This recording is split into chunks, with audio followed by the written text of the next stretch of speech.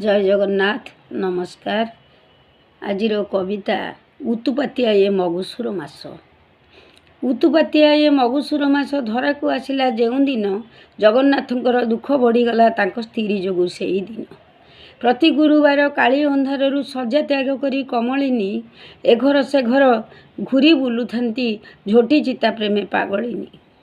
काहा घरे केउं परी तांको पूजा करती किपरि भाव भक्ति से सबु परखी मंदिरे फेरती नहले अड़ुआ जेते शांति। कथा देइथिले प्रभु जगन्नाथ मगुसुरे जीवे बार द्वारे ब्राह्मण चांडल शूद्र परिजन्त्रे भुंजिबे प्रसाद सर्वघरे। स्वामी देढ़ुसुर भोकरे विकल तथापि भୟରେ थरहर थरे छाड़ी चली जाइथिले सिए 12 वर्ष करी हरबर।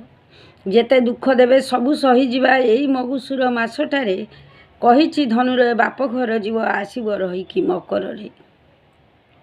आमे दुई भाई माँ हाथ रंधा खेचुड़ी खाइबा आनंदरे उतुपातिया ए मगुसुर मास दुनियारू फेरी गला परे।